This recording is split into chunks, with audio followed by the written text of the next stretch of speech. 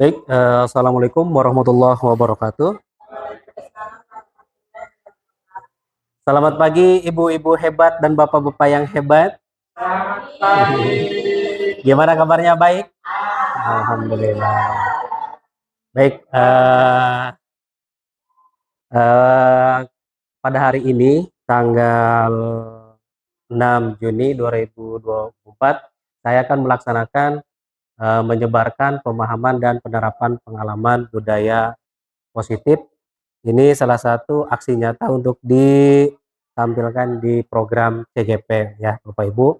Dan perlu Bapak Ibu ketahui juga bahwa tahapan-tahapannya itu sangat luar biasa sekali. Nah, dukungan Bapak Ibu sangat saya nantikan dan saya harapkan untuk saat ini dan ke depannya. Nah, di sini saya akan menyebarkan pemahaman dan penerapan pengalaman budaya positif. Ya,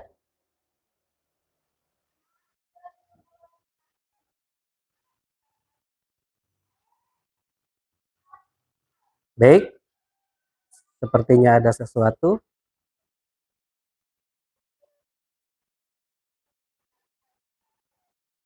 Nah, ini adalah partner kita.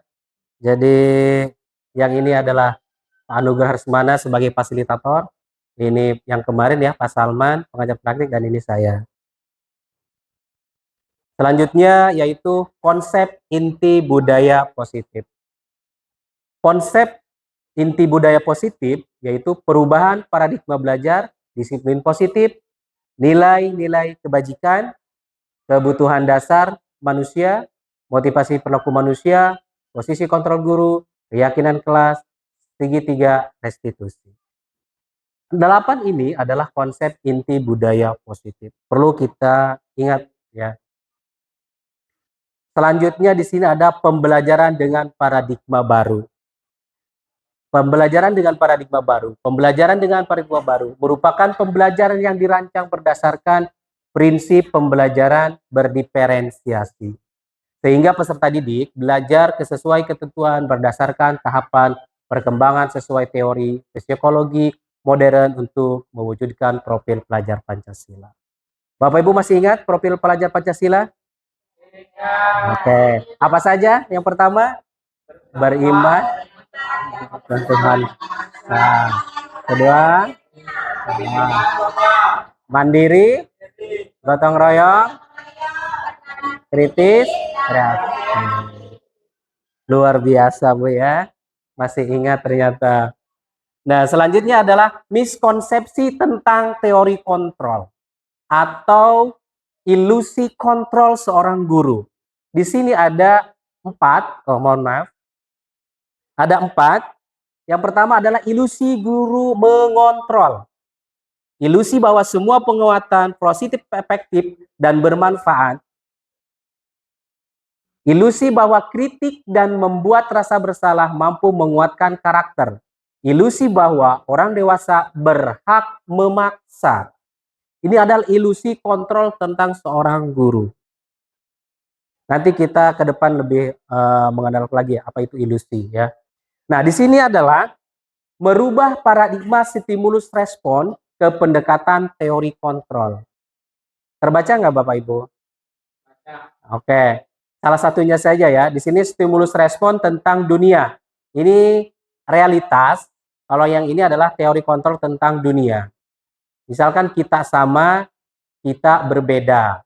Kalau ini semua orang melihat hal yang sama, kalau di teori kontrol tentang dunia adalah setiap orang memiliki gambaran berbeda. Kita mencoba mengubah orang agar berpandangan sama dengan kita. Kalau di teori kontrol ini adalah kita berusaha memahami pandangan orang lain tentang dunia. Ini adalah merubah paradigma stimulus. Stimulus itu rangsangan Bapak Ibu ya. Rangsangan respon ke pendekatan teori kontrol. Selanjutnya Bapak Ibu, di sini adalah disiplin positif. Karena kita akan membahasnya adalah tentang disiplin positif, maka kita harus memahami apa itu disiplin positif. Berasal dari bahasa Latin disiplin itu, yaitu disiplina, yang artinya disiplin mengacu pada disiplin diri yang memiliki tanggung jawab terhadap apa yang dilakukan berdasarkan nilai-nilai yang diyakini. Disiplin positif merupakan salah satu cara penerapan disiplin yang bertujuan untuk menumbuhkan kesadaran serta memberdayakan peserta didik tanpa imbalan, penghargaan atau reward, ancaman atau hukuman. Nah, kita sebagai pendidik, tujuan kita adalah menciptakan peserta didik yang memiliki disiplin diri sehingga mereka berperilaku mengacu pada nilai-nilai kebajikan universal dan memiliki motivasi intrinsik dalam perubahan perilaku ke arah yang lebih baik. Jadi itu pengertian disiplinnya ya. Nah, di sini adalah nilai-nilai kebajikan. Bisa Bapak lihat di depan, nilai disepakati bersama. Lepas dari suku bangsa, agama, bahasa maupun latar belakangnya. Jadi ini nilai-nilai kebajikan yang harus kita terapkan. Di sini juga dikasih contoh nilai kebajikan institusi atau organisasi. Seperti profil pelajar Pancasila, beriman dan bertakwa kepada Tuhan Yang Maha Esa, berakhlak mulia, berkebinekaan global, gotong royong, mandiri, kreatif, dan bernalar kritis. IBO, Primary Years Program atau PYP, toleransi, rasa hormat, integritas, mandiri, menghargai, antusias, empati, keingintahuan, kreativitas, kerjasama, percaya diri, dan komitmen. Nah, di sini keterampilan hidup atau life skill, kita pernah dengarkan apa kata itu life skill itu seperti apa. Ternyata pengertiannya adalah dapat dipercaya, lurus, hati mendengar dan aktif, tidak merendahkan orang lain, dan memberikan yang terbaik dari diri. Jadi seperti itu Bapak Ibu.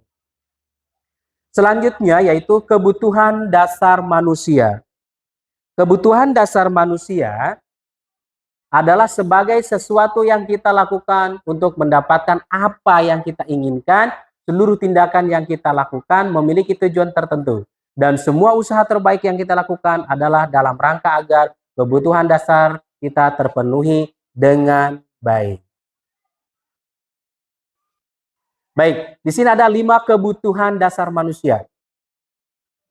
Yang pertama adalah bertahan hidup, kasih sayang dan rasa diterima, penguasaan, kebebasan, dan kesenangan. Di dalam bertahan hidup, berarti ada makan, pakaian, tempat tinggal, keamanan, kesehatan. Ini adalah kebutuhan dasar manusia untuk bertahan hidup. Nah, kebutuhan untuk kasih sayang dan rasa yang diterima bagaimana? Rasa diterima, dipedulikan, berbagi, kerjasama, menjadi bagian dalam kelompok. Di sini, seorang guru memang harus ada kasih sayang dan rasa yang diterima. Terus penguasaan, berarti harga diri, keinginan untuk dianggap, memimpin, berprestasi, diakui, dan didengar. Di sini kebutuhan dasar manusia itu ada. Ya. Selanjutnya kebebasan.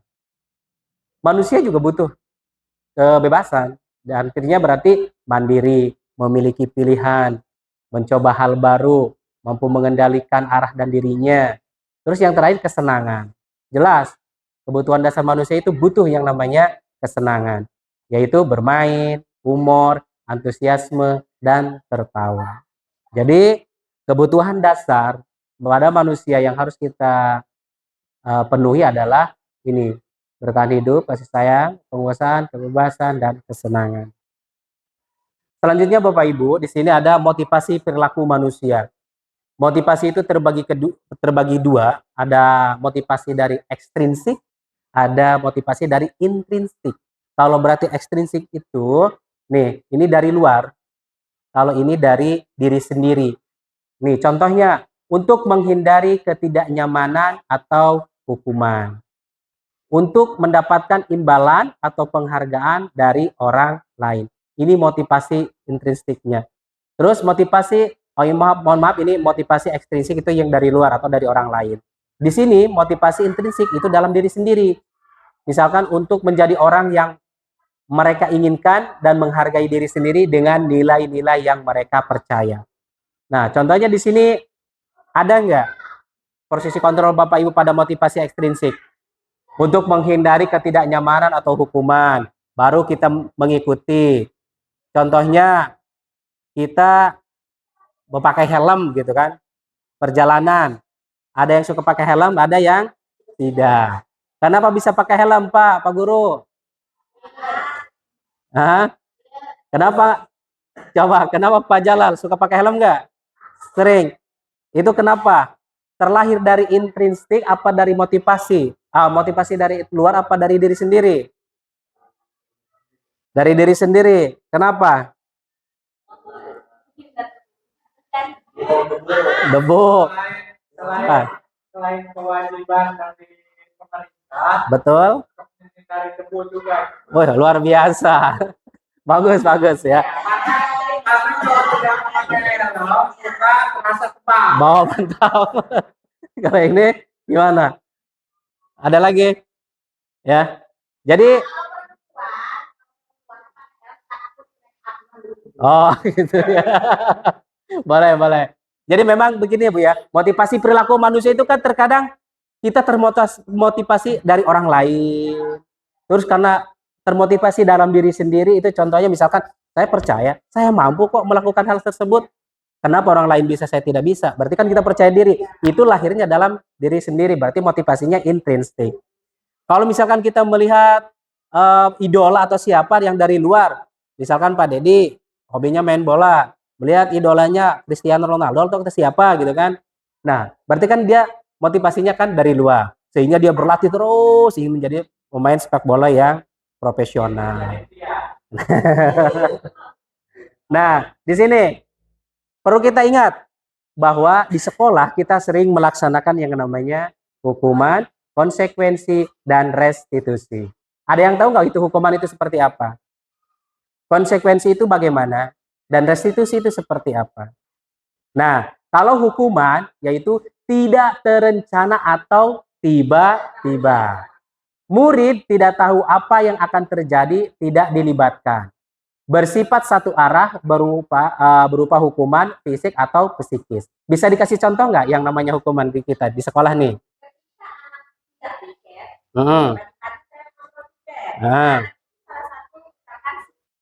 si A itu.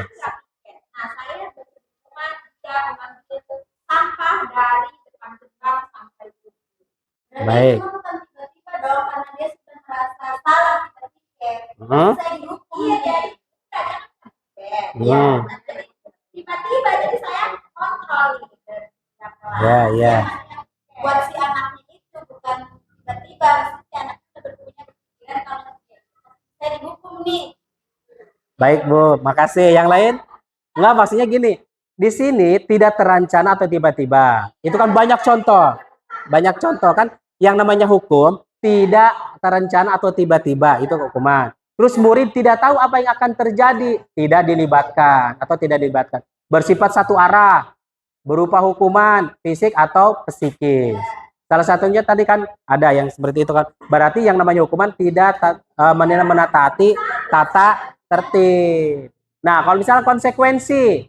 Nah, konsekuensi di sini adalah terencana, disepakati sesuai peraturan. Murid tetap dibuat tidak nyaman, sikap guru selalu memonitor murid.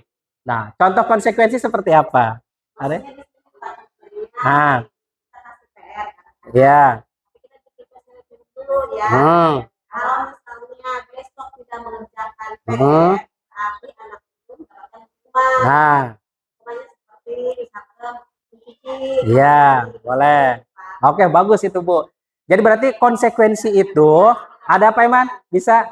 Jadi hanya menambahkan saja. Boleh, boleh, boleh. Kalau misalkan si anak itu masih tidak mengisi PR atau tidak membuat PR, Iya. itu kan ada monitor dari guru. Betul, betul. Sekarang kamu belum mengerjakan PR, Ya. besok kamu harus selesaikan. Ya. Itu kan sikap monitor guru. Gitu. Betul, bagus, bagus. Luar biasa. Ya. Jadi, ya bagus, bagus. Jadi memang betul. Ketika ada pada posisi konsekuensi, karena konsekuensi itu peraturan yang sudah disepakati. Kalau hukuman itu di luar dari konsekuensi, secara tiba-tiba atau apapun itu, gitu kan.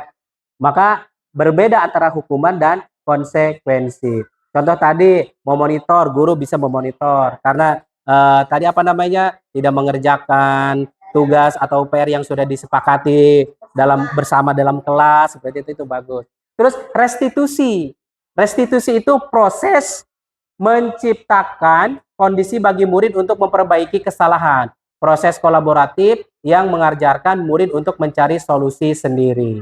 Nah, untuk restitusi ini terbagi ke dalam 3 restitusi kalau bahasanya itu ya. Jadi pertama kita bisa memvalidasi permasalahan, terus kita meyakini masalahnya itu apa, terus ambil yang ketiganya solusinya harus bagaimana. Nanti di depan ada contoh segitiga restitusi yang sudah saya buat seperti itu Bu ya.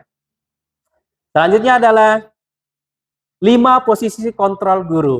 Nah, di sini di 5 posisi kontrol guru itu penghukum, pembuat merasa bersalah, teman, pemantau, atau 5 sebagai manajer. Coba introspeksi diri dalam diri kita masing-masing. Dalam dari ibu bapak, ibu juga sama. Apakah posisi kontrol kita sebagai penghukum? Coba.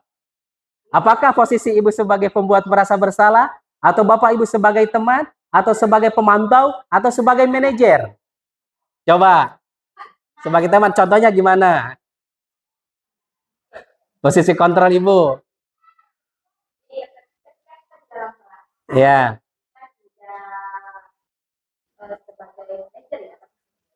Hmm. Dan anak tidak tahu. Oh gitu. Curhat. Sebagai teman ya. Kalau ibu? Iya nggak apa-apa. Boleh. Manajer ya. Semuanya keluar. Betul. Sebagai teman, sebagai orang tua. Iya. Terus sebagai teman bisa ya. Iya, iya.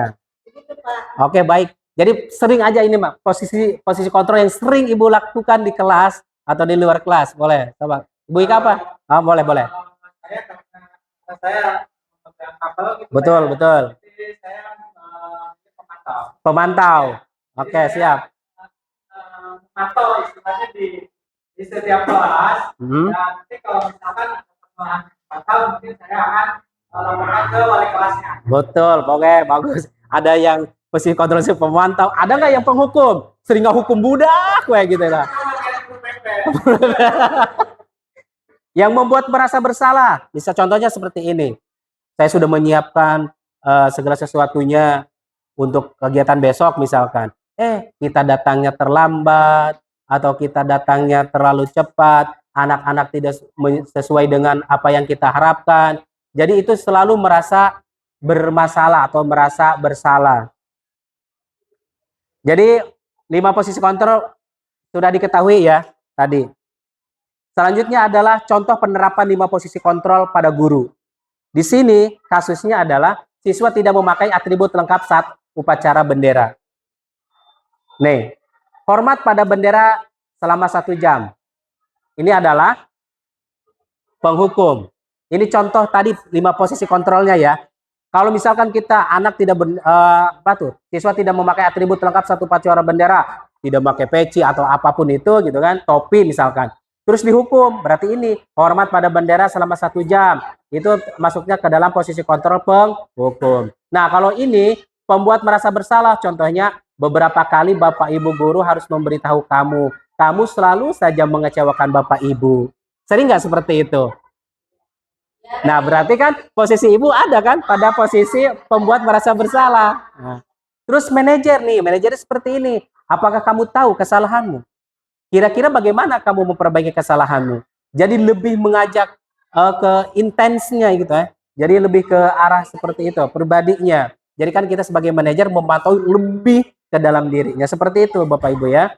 Jadi contoh penghukum, pembuat bersalah, dan manajer. Nah, posisi kontrol apakah aku? Nah, Bapak Ibu, posisi kontrolnya seperti apa? Lihat, saya kecewa sekali dengan kamu. Atau kamu tidak pernah melakukannya. Apa rencanamu untuk menyelesaikan masalah ini? Ayolah, lakukan demi Bapak Ibu ya. Kamu tidak pernah mendapatkan nilai jika tidak mengerjakan tugas. Nah, ini posisi kontrol seperti apa yang seperti ini? Saya kecewa sekali dengan kamu. Masih ingat yang tadi? Merasa bersalah kan? Saya kecewa sekali dengan kamu. Merasakan bersalah dalam dirinya. Kamu tidak pernah benar melakukannya. Manajer, apa rencanamu untuk menyelesaikan masalah ini? Ini juga restitusi. Ayolah ke demi Bapak Ibu kayak manajer. Kamu tidak pernah mendapatkan nilai jika tidak mengerjakan tugas. Itu posisi kontrol yang harus dikuasai oleh diri kita. Ya. Selanjutnya adalah keyakinan kelas. Bapak Ibu, tahu kan? Mengapa keyakinan kelas? Mengapa bukan peraturan kelas? Ada yang bisa menjelaskan? Mengapa keyakinan kelas? Bukan peraturan kelas. Disepakati warga kelas. Oke. Yang lain? Kalau peraturannya kayak gimana? Guru sendiri tanpa mengajak siswa. Jadi bukan mengajak keyakinan ya. Boleh. Jadi paham ya Bapak Ibu antara keyakinan kelas dan atau peraturan kelas. Pembentukan keyakinan kelas. Ini pembentukannya seperti ini.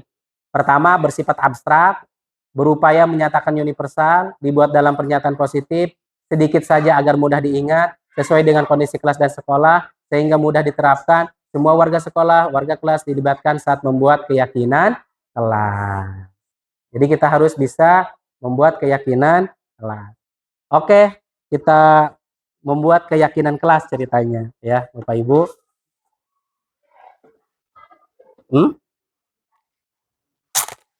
Nah, keyakinan kelas Bapak Ibu di ini aja. Bebas. Kurang pohon ya, Bapak.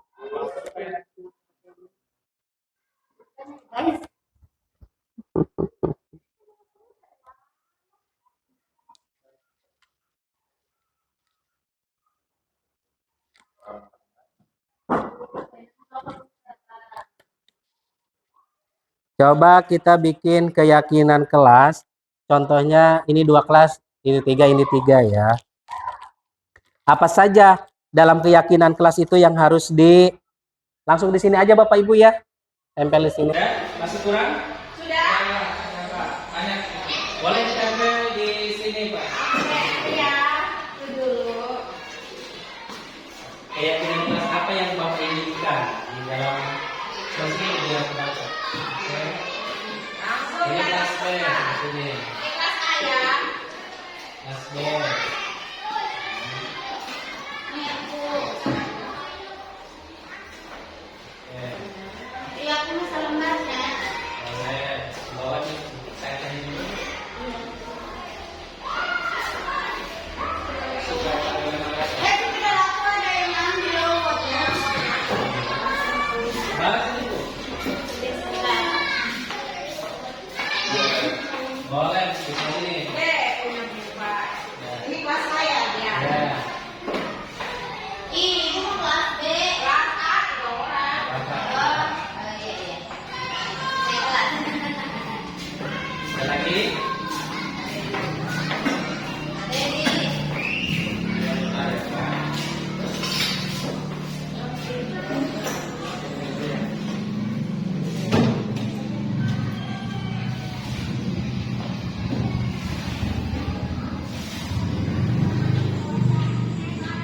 Ada yang bisa bantu? Untuk dibacakan untuk yang kita siapa boleh? Ada yang mau bantu nggak? Boleh Bu, silakan. Ini keyakinan kelas yang Bapak Ibu harapkan di dalam kelas ya. Ini salah satunya. ini ya. Boleh. Baca. Boleh satu baris. Yang pertama datang tepat waktu. Bekerja sama menjaga kebersihan kelas. Mengerjakan tugas tepat waktu. Ya. Tepat waktu dan aktif di kelas. Saling peduli, menghargai dan membantu sama lain. Hormati guru dan teman. Menjaga dan meletakkan barang sesuai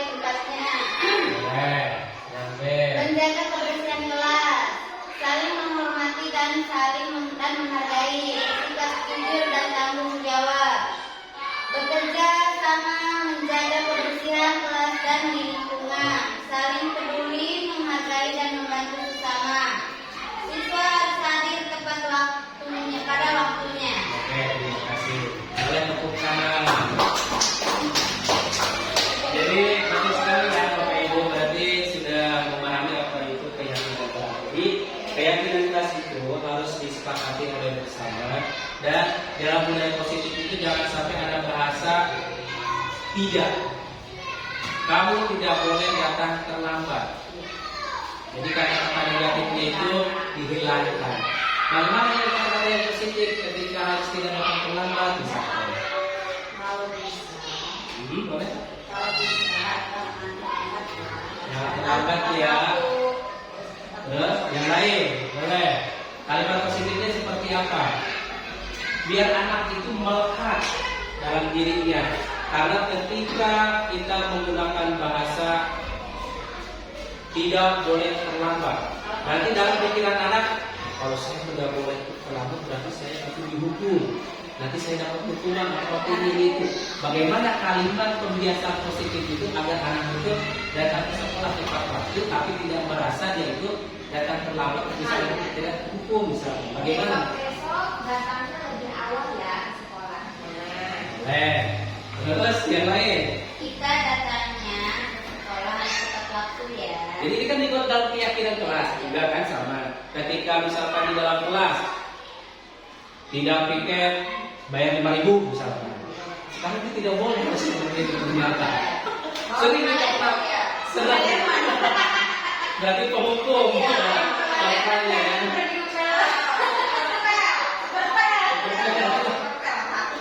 Nanti mah nggak boleh katanya seperti itu. Jadi itu larinya malah ke penghukum. Jadi konsep kita bukan penghukum, tapi kita harus membentuk keyakinan kelas dengan budaya positif. Selanjutnya segitiga restitusi. Nah, di sini akan dibahas segitiga restitusi ini. Ya. Segitiga restitusi itu ada yang pertama menstabilkan identitas, yang kedua validasi tindakan yang salah, yang ketiga menanyakan keyakinan. Di sini segitiga restitusi. Nah, proses dialog yang dijalankan oleh guru agar dapat menghasilkan murid yang mandiri dan bertanggung jawab. Nah, menstabilkan identitasnya seperti apa? B. Berdasarkan prinsip pembuat kesalahan adalah bagian dari proses pembelajaran. Berbuat salah itu wajar. Ini ketika menstabilkan permasalahan kita bertanya kepada anak. Tidak ada manusia yang sempurna. Bapak Ibu juga pernah melakukan hal ini. Bapak Ibu tidak mau mencari siapa yang salah, tapi Bapak Ibu ingin mencari solusi dari permasalahan ini.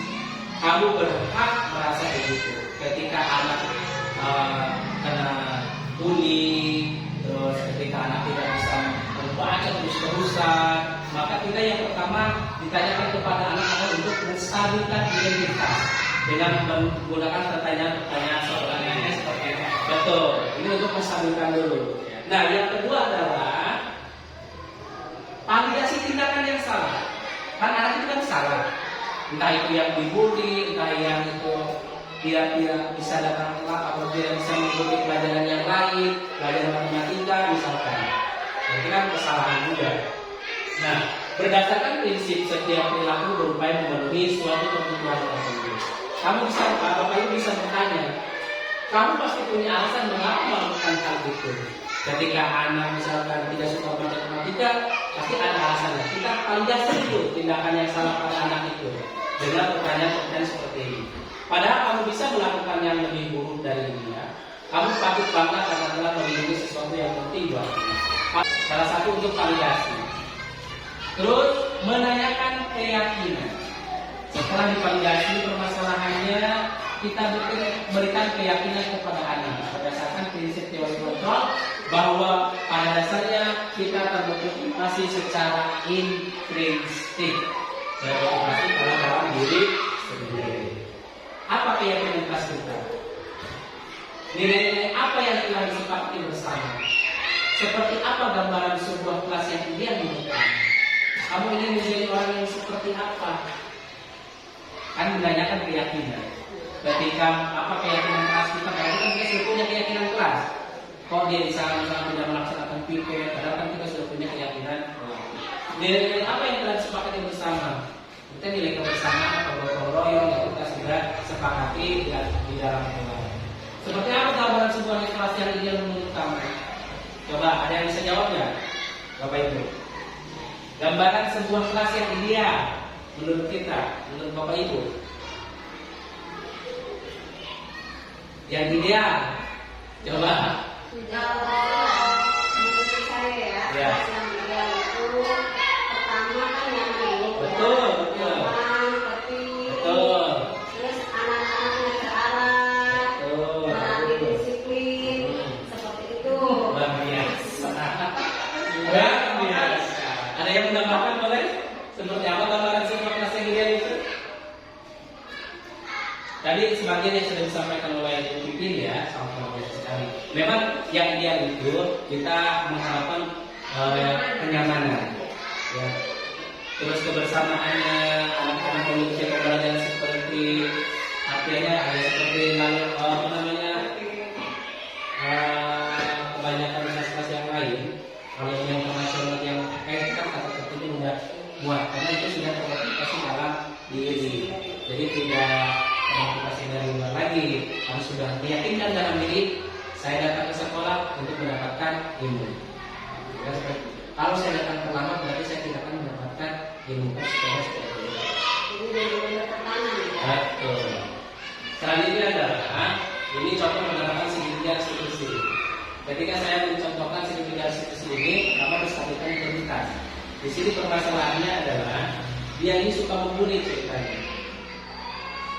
Ya, membuli yang namanya Aika. Kalau di situ ternyata contohnya ada di kelas 4 yang namanya Aika. Padahal yang membuli itu si Nova.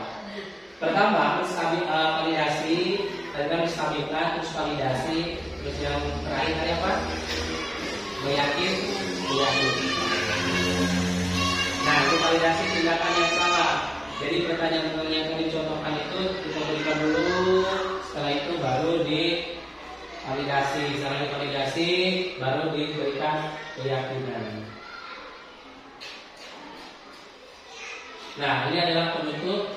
Dalam penerapan program disiplin positif, hendaknya guru memiliki standar kepribadian profesional dan sosial yang baik, di mana guru mampu merefleksikan dirinya dalam posisi kontrol saat ini. Bagaimana perjalanan dirinya sebagai among itu adalah manajer, ya, yang menuntut murid-muridnya menjadi insan yang mandiri, merdeka dan bertanggung jawab berdasarkan standar pendidikan nasional. Jadi, Bapak Ibu, itulah yang bisa saya sampaikan penerapan budaya positif di sekolah. Mudah-mudahan nanti kita bisa menerapkannya di dalam kelas kita masing-masing dengan membuat keyakinan kelas. Insyaallah bisa membawa itu ya. Baik, terima kasih. Saya ucapkan sekali lagi banyak terima kasih. Kurang dan lebihnya saya mohon maaf. Wabillahi taufiq wal hidayah. Assalamualaikum warahmatullahi wabarakatuh. Waalaikumsalam warahmatullahi wabarakatuh.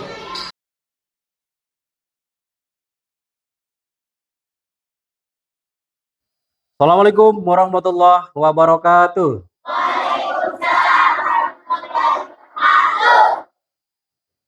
Coba Bapak akan cek semangatnya. Semangat pagi? Masih semangat? Baik, anak-anak sekalian, anak-anakku Bapak sekalian, gimana kabar hari ini? Sehat?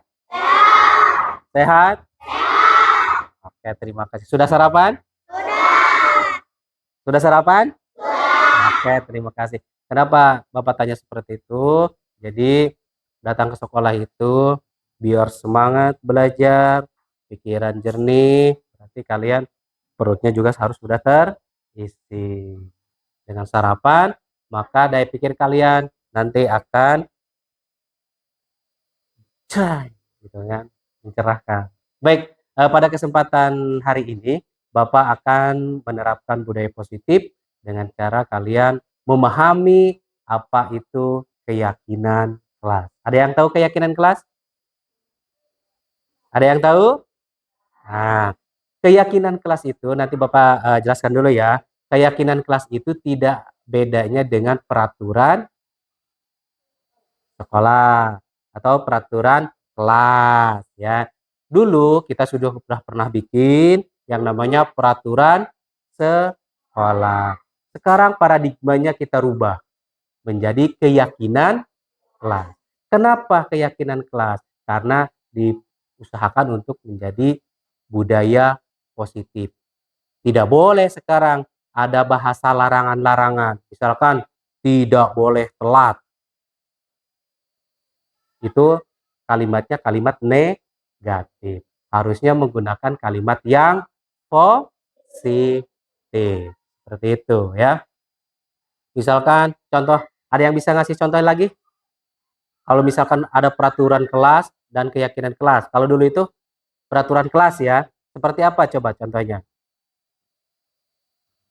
Harus melaksanakan piket misalkan. Yang tidak piket dihukum. Atau seperti apa? Sekarang tidak ada seperti itu. Maka kita bikin keyakinan kelas. Kenapa keyakinan kelas? Karena nantinya ketika kalian meyakini tugas kalian sebagai siswa untuk menimba ilmu di sekolah tertanam dalam diri. Misalkan datang pagi hari, saya tidak boleh telat. Misalkan, itu kan ada kalimat tidaknya, berarti kalimat negatif. Kalau saya datang lebih awal ke sekolah, saya akan mendapatkan ilmu yang lebih baik. Kan seperti itu. Maka kalian di sini nanti semuanya belajar tentang membuat keyakinan kelas. Jadi apa yang diharapkan di dalam kelas ini menurut kalian? Ada yang bisa mengungkapkan, misalkan di kelas ini saya pengen seperti ini. Jadi biar kelasnya itu nyaman, ya. Kelasnya nyaman, tidak ribut, gitu kan. Meyakini bahwa ketika datang ke kelas itu saya nyaman belajar. Ketika Bapak dan Ibu guru misalkan masuk ke kelas, memberikan materi, saya bisa menyerapnya dengan baik. Karena saya yakin di kelasnya itu enak, nyaman, damai, tidak ada kebisingan, tidak ada keributan. Jadi ketika belajar itu namanya serius, tidak ada bercanda. Karena kalian tahu waktunya bermain, bermain. Waktunya belajar, belajar. Jadi seperti itu. Maka kita harus bisa membuat keyakinan kelas agar diri kita yakin bahwa saya datang ke sekolah itu untuk belajar. Seperti itu. Sudah masuk nggak ke dalam pikirannya? Membuat keyakinan kelas. Masuk nggak? Jadi di dalam kelas itu saya ingin menjadi atau saya harapan saya itu di dalam kelas itu seperti bla bla bla apa gitu. Sudah masuk nggak pemahamannya? Nah, nanti kalau misalkan sudah memahami, kalian diberi kertas memo stick nanti sama Bapak. Nanti kita tempel ke depan untuk keyakinan kelas kita. Di sini kita kelas berapa? Kelas 4. Kalau fasenya itu fase B. Ya. Fase B kelas 4. Nanti memo stick ya. Namanya apa? Memo stick. Jadi kalian nanti membuat keyakinan kelas, apa yang kalian harapkan dan apa yang kalian inginkan di kelas 4 ini agar kalian bisa belajar dengan nyaman ya, dengan nyaman, tidak ada gangguan ya. Itu harapannya. Jadi tolong nanti kalian dari sekarang ingat-ingat apa ya yang akan saya bikin gitu ya. Apa sih yang saya mau begitu. Jangan sampai keyakinan kelas itu menggunakan kalimat-kalimat yang negatif. Jangan sampai menggunakan kalimat yang apa? Negatif. Kalian di memo stick ini ada 2 lembar ya. 2 lembar. Nanti kalian bikin keyakinan kelas minimal 2 ya. Bisa kan? Nanti Bapak shoot ya. Baik. Sudah mulai dipikirkan, buka pulpennya silahkan. Ambil pulpen alat tulisnya. Bikin keyakinan kelas apa yang kalian harapkan di dalam kelas kita ini agar ketika pembelajaran kalian merasa nyaman dan bisa mendapatkan ilmu yang lebih baik lagi.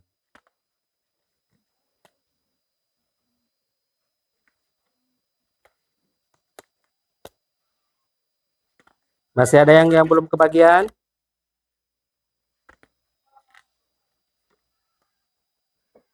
Ambil pulpennya. Nur kemana, Nur? Sudah semuanya kebagian? Udah ya?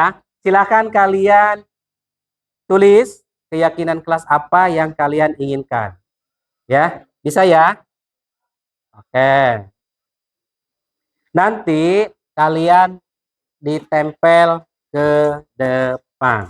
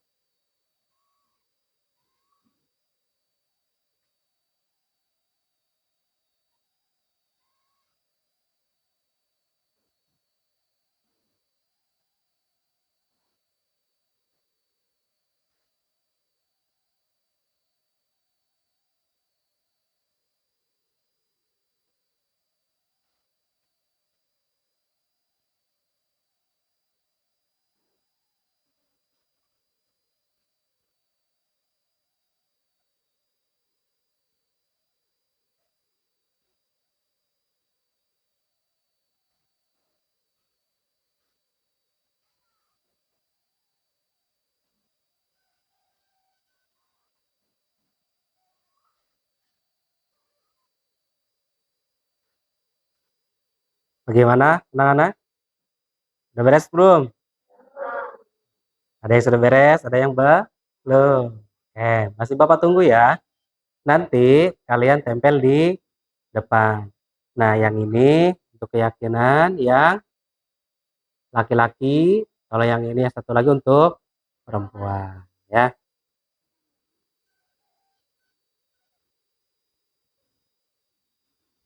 Bayangkan dalam diri kalian di posisi kelas itu, di dalam kelas itu saya mengharapkan seperti apa, begitu ya.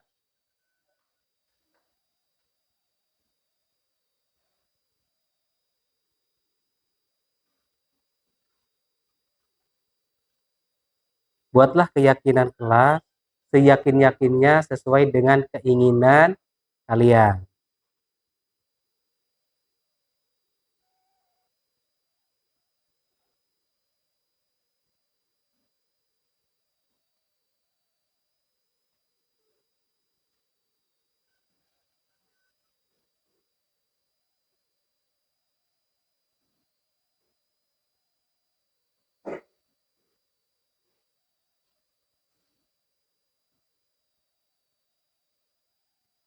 Ada yang sudah beres? Nah, di sini untuk yang laki-laki ya. Keyakinan kelas.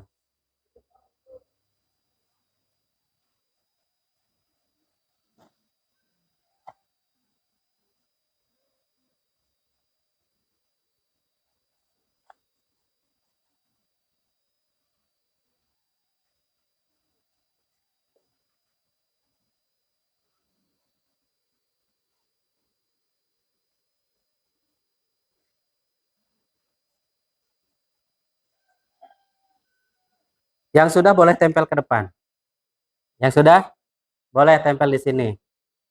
Yang putra ya atau laki-laki. Yang udah boleh ke depan. Silakan tempel di sini. Boleh satu, boleh dua. Boleh sini. Ya, sip. Ayo siapa lagi? Ayo boleh, silakan. Boleh dua, mau satu aja boleh, silakan. Tempel, yang kebaca tulisannya ya. Nanti bisa kita sama-sama telaah, kita baca bareng-bareng ya. Baru ada yang satu? Ayo dong. Tinggal tempel doang kok ya. Yang rapi ya. Oke. Nanti yang selanjutnya di bawahnya di sini ya. Terus ke bawah. Kalau sudah mentok di sini, pindah ke sini. Ya. Ayo, siapa lagi? Bikin keyakinan kelas yakin-yakinnya ya. Yang membuat kalian itu belajar di dalam kelas nyaman. Datang ke sekolah itu udah tempel di sini. Di bawahnya jam. Ya, situ boleh. Sok, siapa lagi? Di bawahnya. Eh, eh. Sip, mantap. Yang sudah langsung tempel sendiri aja. Kan sudah tahu ya cara nempelnya ya. Silakan.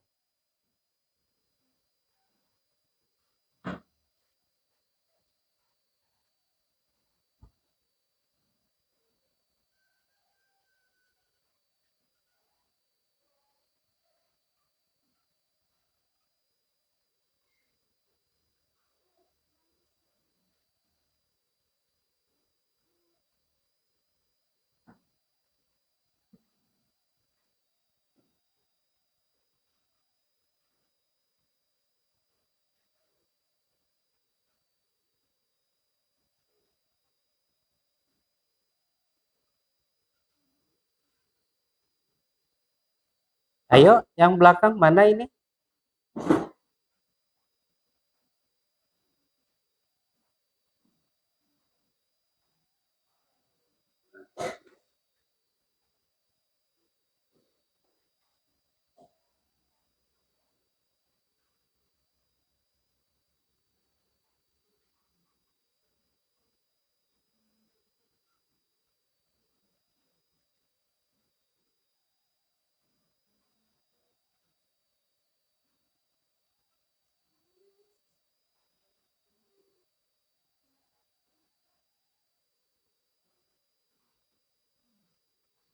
Ayo, yang sudah tempel lagi. Gak usah malu-malu.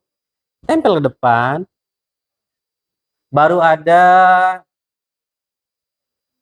1, 2, 3, 4, 5, 6. Ayo sini. Di bawah sini satu. Boleh, sip. Mana? Kebalik kali enggak? Ambil dulu, Mak. Coba. Kebalik, ini yang nempelnya di sini kamu. Tuh kan? Salah nulisnya. Balikin dulu. Tak tempel di sini. Iya. Man. Oh, kebalik ya. Ini tempelnya di sini kamu. Udah nggak apa-apa. Ya. Oke, perempuannya baru ada 3. Ayo dong, semangat. Ya. Bikin keyakinan kelas. Jadi apa sih yang diharapkan ya? Tuh, tempel di atasnya paling kanan. Nah, sip, mantap. Oke, terima kasih. Ayo yang lain lagi. Semangat dong. Udah? Ayo Nur. Oke, terus siapa lagi? Come on. Semangat pagi. Semangat pagi. Biar semangat ya. Ayo lanjut. Ayo tempel. Boleh tempel ke depan langsung. Keyakinan kelas apa yang kalian harapkan? Silakan.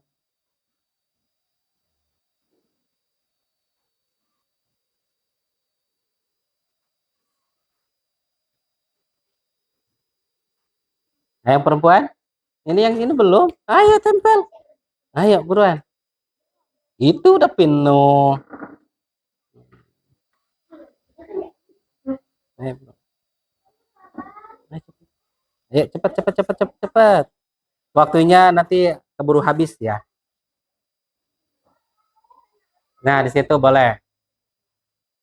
Itu ya. Oke. Ada lagi? Mau tempel? Boleh. Boleh. Ajam luar biasa ya keyakinan kelasnya. Mengharapkannya banyak sekali. Ya. Ayo, siapa lagi? Masih ada?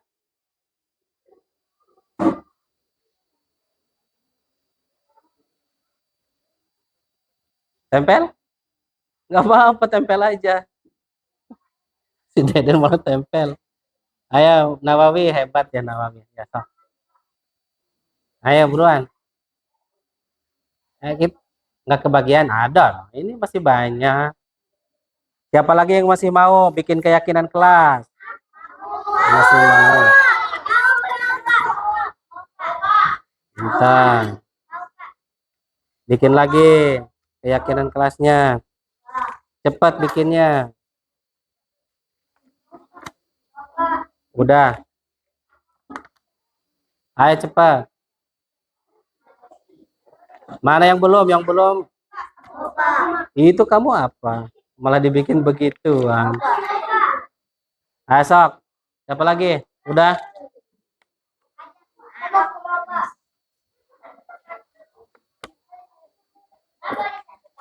Nah, ini. Itu boleh satu, boleh. Ayo, waktunya 5 menit lagi. Sok tempel. Oke, ayo cepat. Jangan salah nulis ya. Masa kalian nulisnya di yang ini.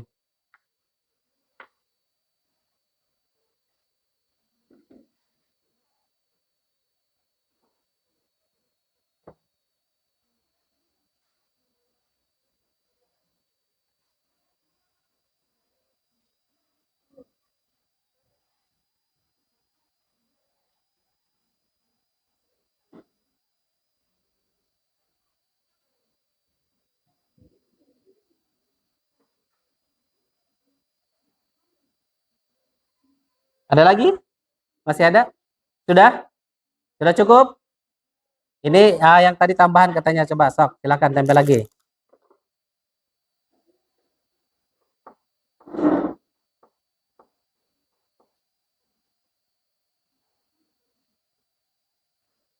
Ayo 2 menit lagi.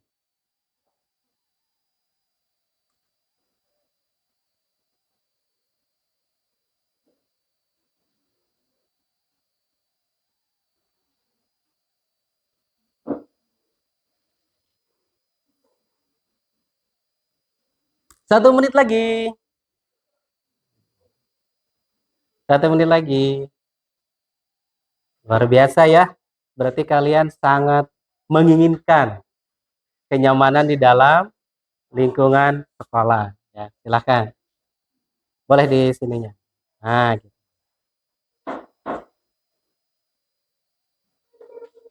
30 detik lagi. Udah? Ya, sok. Ada yang mau bantu Bapak? Bacakan salah satu. Aliando boleh.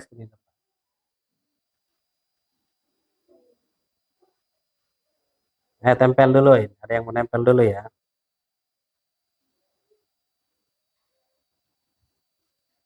Nah. Wah, mau beraninya keroyokan ngumpulinnya. Oke, yang sudah ke belakang.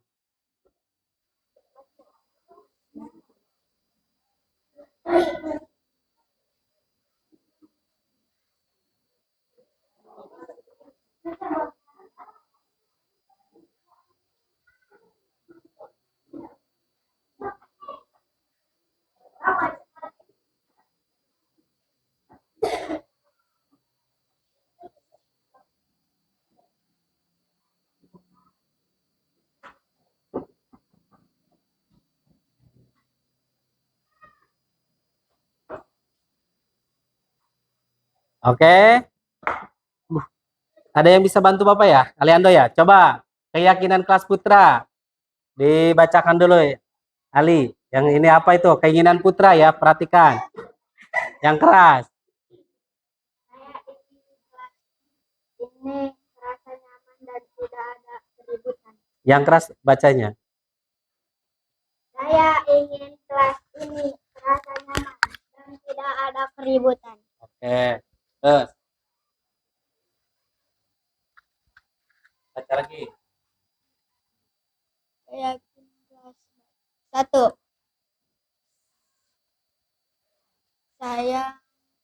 Saya ingin menyapu kelas 4. 2. Saya ingin mengepel kelas 4. 3. Saya ingin menjaga kelas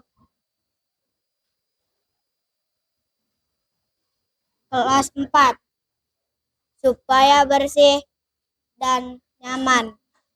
Banyak ya. Yang ini aja lanjut. Lanjut. Saya ingin kelas saya tidak berisik. Lanjut. Saya ingin kelas saya bersih dan rapi. Kelas ini saya pengen bersih dan tidak ada kotoran semacam di luar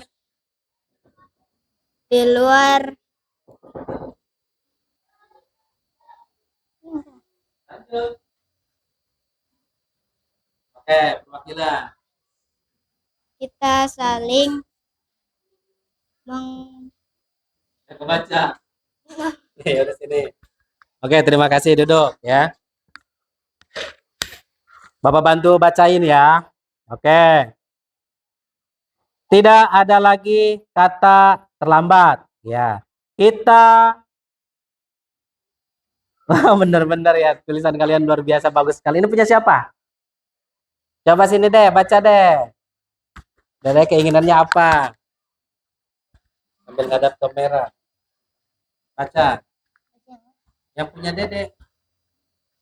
kita saling menghargai satu sama lain. Ya. Terus? Tidak ada lagi kata terlambat. Kita saling mendengarkan guru berbicara. Kita harus membuang sampah. Kita ke sekolah untuk mencari ilmu. Ya. Tidak ada lagi bullying.